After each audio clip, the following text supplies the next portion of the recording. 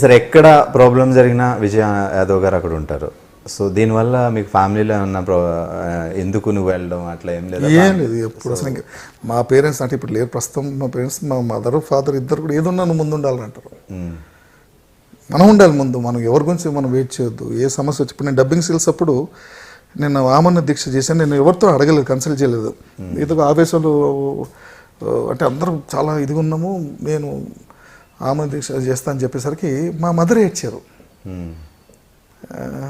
అప్పటివరకు ధైర్యంగా ఉంది, చేయి నాన్న నేను ఉన్నా అని. నేను ఫస్ట్ డే ఎప్పుడైతే కూర్చున్నానో అక్కడ టప్పమని ఏడ్చేసాను. నాకు అక్కడ కొంచెం అంటే దానికి ఒక ప్రిపరేషన్ ఉంది. నేను అంటే ధర్నాకు కూర్చోక ముందు సిన్సియర్గా చాలా సీరియస్గా కూర్చుని నేను అందరిలాగా ఆషామాషిగా కూర్చోలేదు. దానికి నేను ఒక 1 వీక్ ముందు నుంచి డైటింగ్ చేసి ఓన్లీ లిక్విడ్స్ మీద ఉండి, తర్వాత 1 డే బిఫోర్ వెళ్ళి అది ఏమంటారు దాన్ని చేయించుకున్నా, మొత్తం స్టమక్ అంతా క్లీన్ చేయించుకున్నా. నాకు రాత్రి మోషన్స్ అయినాయి.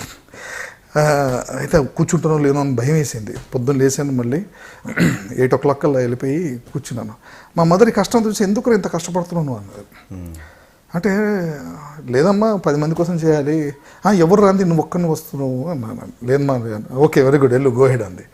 ధైర్యం ఇచ్చింది. చేస్తున్నారు అప్పటికి ఉద్యమం చేస్తూ రోజు తిరుగుతూ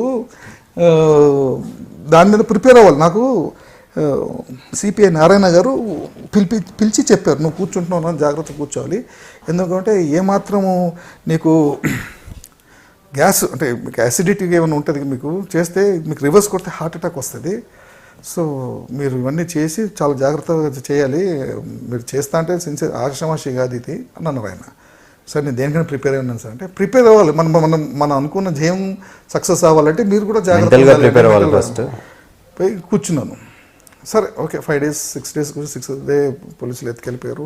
నా పల్స్ డౌన్ అయిపోయింది, 60%కి వచ్చింది. నాకు డిపార్ట్మెంట్ పరంగా కూడా అంటే నా ఫ్రెండ్స్ ప్రైవేట్గా వాళ్ళు కూడా ఒక టీమ్ ఆఫ్ డాక్టర్స్ని వాళ్ళందరినీ పెట్టారు, నా పర్సనల్ ఫ్రెండ్స్. 50 బిలో అయితే షుగర్ లెవెల్స్ నీకు కిడ్నీ మీద ఎఫెక్ట్ అవుతుంది అన్నారు. నేను కిడ్నీ పోతాను కూడా నేను మెంటలీ ప్రిపేర్ పోతే కూడా పర్లేదు నేను అనేది అంతవరకు నేను అంటే ఫిక్స్ అవ్వాలి. మనం ప్రిపేర్ కాకపోతే మెంటలీ. ఆ రోజు మా మదర్ ఫస్ట్ డే ఏడ్చారు. నాకు ఆ రోజు ఈ రోజు కూడా గుర్తుంది, మా అమ్మ ఏడ్చింది. ఎందుకంటే నాకు పేరెంట్స్ బాగా ఇష్టం. చిన్నప్పుడంతా బాగా వాళ్ళను ఇబ్బంది పెట్టి అల్లరి చేసి బాగా కష్టాలు పెట్టాను. తర్వాత మా ఫాదర్ క్యాన్సర్తో పోయారు, మా మదర్ క్యాన్సర్తో. బట్ ఎప్పుడు మీకు వాళ్ళు నో చెప్పలేదు? ఏ విషయంలో మీరు ఎంకరేజ్ చేస్తారు? ఏ విషయంలో కూడా నో చెప్పలేదు నాకు ఇంతవరకు నా లైఫ్లో. నేను చేస్తా అంటే చెప్పలేదు. మా నాన్న అయితే నేను మెడ్రాస్ షిఫ్టింగ్ అవుతున్నట్టే ఫ్లైట్లో షిఫ్ట్ చేశారు నన్ను. బహుశా పడకూడదు అని ఏ ఆర్టిస్ట్ కూడా నా రేంజ్ ఆర్టిస్టులు కూడా ఎవరికి కూడా ఫ్లైట్ ఆ రోజులో 308 rupees ఫ్లైట్ టికెట్ ఇప్పటికీ నేను తీసిపెట్టాను. మా నాన్న ఎందుకు మెడ్రాస్లో పెద్ద హీరో అయిపోతాం అంటే ఏదో అయిపోతుండే, అఫ్కోర్స్ మనం కూడా ఆ ఉద్దేశంతో పోతాం కానీ అయిపోతుండే. ఫ్లైట్లో పంపించాను. I have shifted Madras in flight. ఆ రోజులో ఫ్లైట్ ఎక్కడం అంటే చెప్తున్నాను, అదృష్టం నాకే కలిగింది. మా నాన్న అట్లా చూశాను నన్ను. నేను ఏదంటే అది నాకు ఎప్పుడు ఒక 4-wheeler చిన్నప్పటి నుంచి నాకు ఏది నో అనేది ఎప్పుడు లేదు నా లైఫ్లో. అలా పెరిగాను. మా నాన్న కూడా సడన్గా క్యాన్సర్తో పోయారు, మా మదర్ పోయారు. సో ఎప్పుడు తెలుస్తున్నది అంటే సపోర్ట్ లేకుంటే. ఇప్పుడు నా ఫ్రెండ్స్ మొన్నటి వరకు కూడా నెల తిరిగేసరికి ఖర్చుల కోసం ఆలోచించేవారు. అరే ఈ నెల 5 రోజులే పనిచేసాం, ఇంటి రెంట్కి కూడా సరిపోదు, భోజనంకి ఎలా ఇన్ని రోజులైనా లెక్కలేసుకొని బతకాల్సి వస్తుంది. నాకు నా పేరెంట్స్ నాకు అదే ఒకసారి కంపేర్ చేయను అంటే ఎంత హ్యాపీగా ఫీల్ అవుతా అంటే నిజంగా నా పేరెంట్స్ అన్ని పెట్టారు, చూశారు, చూసుకున్నారు.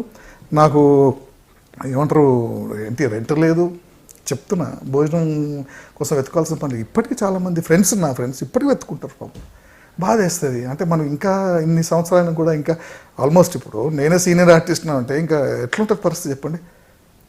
ఫ్యూచర్ ఏంటి మనకి ఏది కన్ఫర్మ్డ్ ఉండదు. ఈవెల్ ఏంటి ఎంత హిట్ సీరియల్ చేసినా కూడా మీకు కంటిన్యూ వస్తాను లేదు. సినిమా అంటే 5 సంవత్సరాలు మీరు కష్టపడి 6వ సంవత్సరంలో మీకు మంచి హిట్ సినిమా వస్తే మీకు 10 సినిమాలు వస్తాయి, డబ్బులు సంపాదించుకుంటారు. 1-2 లేదంటే హీరో తర్వాత క్యారెక్టర్ ఆర్టిస్ట్ ఫాదర్ ఏదో చేసుకుంటూ వెళ్తారు.